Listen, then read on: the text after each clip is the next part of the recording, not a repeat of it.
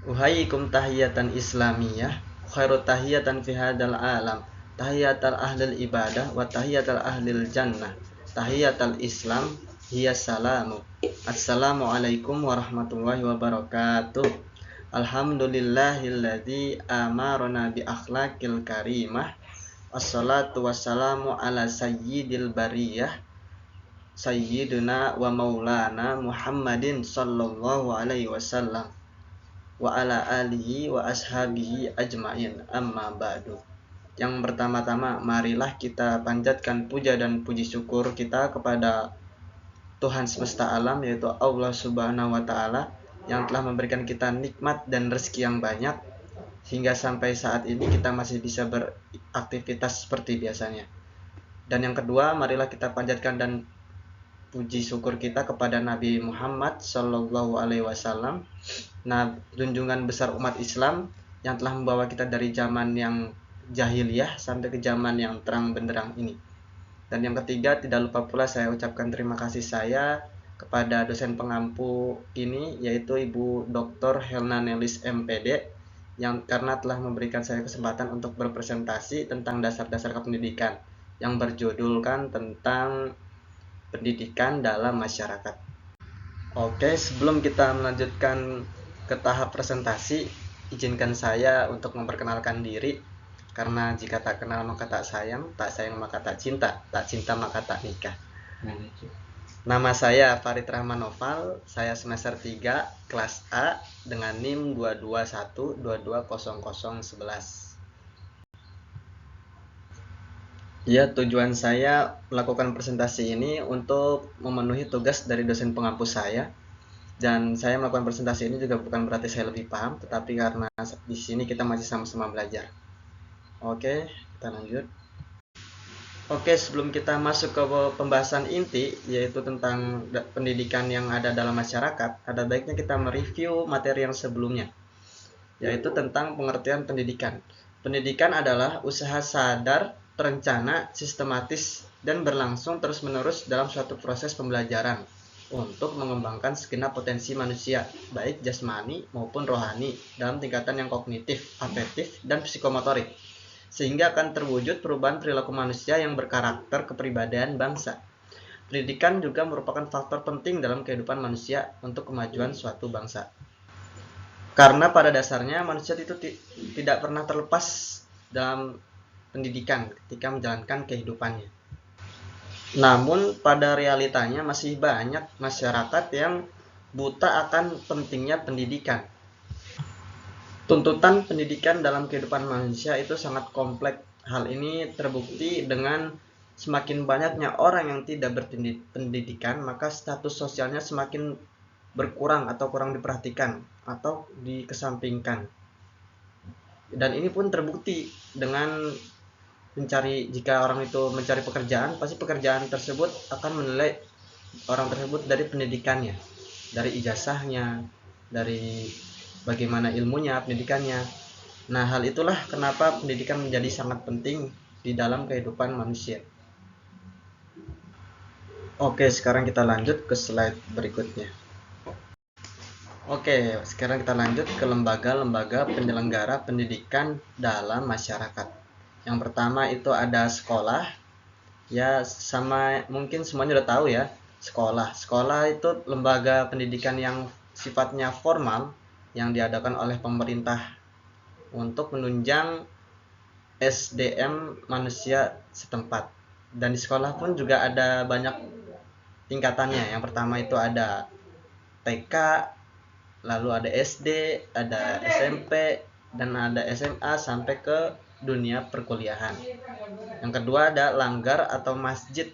Masjid ini pendidikan yang sifatnya non formal ya, karena di dalam pendidikan langgar atau masjid itu terdapat biasanya tentang kajian-kajian keagamaan atau belajar membaca Al-Quran, baca Iqra.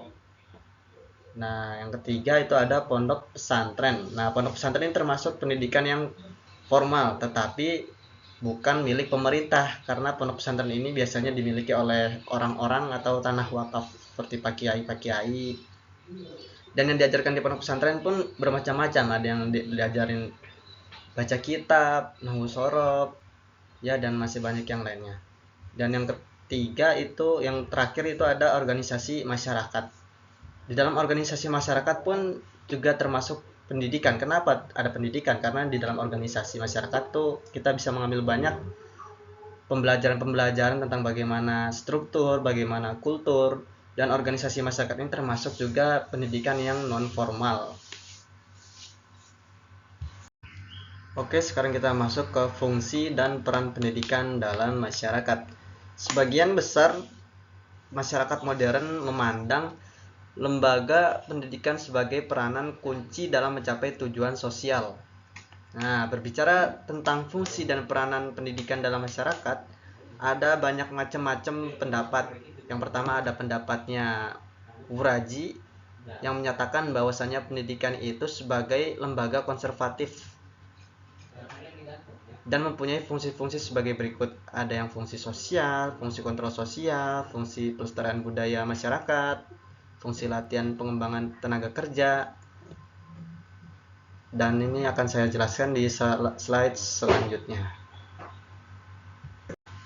Macam-macam peranan pendidikan dalam masyarakat. Yang pertama itu ada peran fungsi sosialisasi. Nah, di peran fungsi sosialisasi ini, pendidikan diharapkan mampu berperan sebagai proses sosialisasi dalam masyarakat. Oleh karena itu, orang tua dan keluarga berharap sekolah dapat melaksanakan proses sosialisasi tersebut dengan baik. Dalam lembaga-lembaga ini, guru-guru di sekolah dipandang sebagai model dan dianggap dapat mengemban amanat orang tuanya. Sehingga nanti guru-guru akan bisa menanamkan nilai-nilai budaya kemasyarakatan kepada murid-muridnya. Oke, yang kedua ada fungsi kontrol sosial. Nah, sekolah dalam menanamkan nilai-nilai dan loyalitas terhadap tatanan tradisional masyarakat harus berfungsi juga sebagai lembaga pelayanan sekolah untuk melakukan kontrol sosial. Nah, sekolah sebagai lembaga yang berfungsi untuk mempertahankan dan mengembangkan proses sosialisasi serta kontrol sosial diharapkan bisa mendidik peserta didiknya lebih berkualitas sehingga tatanan masyarakat bisa terjalin dengan baik. Selain itu, sekolah juga berfungsi sebagai alat pemersatu dan dari segala aliran dan pandangan hidup yang dianut oleh para siswanya. Disitulah peran fungsi kontrol sosial pendidikan. Yang ketiga ada fungsi pelestarian budaya masyarakat. Sekolah di samping mempunyai tugas untuk mempersatukan budaya-budaya etnik yang beraneka ragam, juga harus melestarikan nilai-nilai budaya daerah yang masih layak dipertahankan, seperti bahasa daerah contohnya, kesenian daerah, budi pekerti, dan suatu upaya mendayagunakan sumber daya lokal bagi kepentingan sekolah dan sebagainya. Contohnya, fungsi pelestarian budaya masyarakat yang di sekolah itu ada bahasa Sunda, pelajaran bahasa Sunda itu untuk di daerah Jawa Barat, ada yang bahasa Jawa di daerah Jawa Timur dan Jawa Tengah. Itulah fungsi pelestarian budaya masyarakat dalam pendidikan yang ada di sekolah. Nah, selanjutnya ada fungsi seleksi, latihan, dan pengembangan tenaga kerja. Kalau kita lihat di pendidikan yang ada di SMK contohnya, di SMK itu menyediakan banyak jurusan. Ada jurusan TKR, ada jurusan listrik, ada jurusan mobil. Nah, di situ kita melihat bahwasannya para siswa di situ dididik atau disiapkan untuk kedepannya, untuk pekerjaan yang akan dihadapinya yang akan datang. Contohnya bengkel membutuhkan tenaga pekerjaan seorang orang mekanik yang akan dilahirkan dari jurusan TKR itu. Nah, contohnya lain ada jurusan listrik pasti berhubungan dengan listrik yang nanti kerjanya ke depannya juga pasti akan berhubungan dengan listrik di PLN contohnya. Nah, itulah fungsi atau contoh seleksi, latihan, dan pengembangan tenaga kerja. Dan yang terakhir itu ada fungsi pendidikan dan perubahan sosial. Fungsi pendidikan dalam perubahan sosial dalam rangka meningkatkan kemampuan peserta didik yang analisis krisis berperan untuk menanamkan keyakinan-keyakinan dan nilai-nilai baru tentang cara berpikir manusia. Pendidikan pada abad modern telah berhasil menciptakan generasi baru dengan daya kreasi dan kemampuan berpikir yang kritis. Sikap tidak mudah menyerah pada situasi yang ada dan diganti dengan sikap yang tanggap terhadap perubahan. Nah, cara-cara berpikir dan sikap-sikap tersebut akan melepaskan diri dari ketergantungan terhadap bantuan orang lain. Dengan demikian, peserta didik selain sebagai memahami perubahan dalam kehidupan atau tatanan sosial yang ada, bisa juga sebagai agen perubahan itu sendiri. Itulah fungsi pendidikan dan perubahan sosial dalam pendidikan masyarakat. Nah, selanjutnya saya rangkum sendiri ada fungsi peranan pendidikan dalam masyarakat secara umum. Nah, yang pertama itu ada sebagai peningkatan pengetahuan, dan yang kedua ada sebagai pengembangan kemampuan, yang ketiga ada sebagai pembentukan karakter, yang keempat ada sebagai mobilitas sosial, dan yang kelima ada sebagai pengentasan kemiskinan, dan yang terakhir ada sebagai pemahaman kebudayaan. Inilah fungsi secara umum yang kita bisa ambil dari fungsi-fungsi yang telah kita jelaskan tadi ya. Oke, sekarang itu ada kesimpulan. Kita akan mengambil kesimpulan dari penjelasan-penjelasan yang kita sudah sampaikan secara keseluruhannya. Jadi kesimpulannya, pendidikan itu adalah kunci dasar kehidupan yang akan membawa kita ke jalan kedepannya, kepada kesuksesan yang akan mendatang. Jadi kalau kita ingin sukses di masa yang akan mendatang, maka kita harus berpendidikan dari mulai sejak dini. Nah, itulah kesimpulannya. Jadi pendidikan itu penting, tidak ada pendidikan yang tidak penting. Nah, ini adalah bahasa yang lebih ringkasnya. Pendidikan adalah unsur penting dalam masyarakat karena memiliki dampak yang besar pada perkembangan individu dan kemajuan masyarakat secara keseluruhan. Maaf, ininya ada salah. Ya, mungkin hanya itu yang bisa saya jelaskan. Saya juga mengucapkan terima kasih kepada dosen pengampu mata kuliah ini, yaitu Ibu Dr. Helna Nelis MPD, karena telah memberikan saya kesempatan untuk belajar berbicara atau belajar mempresentasikan tentang dasar-dasar kependidikan.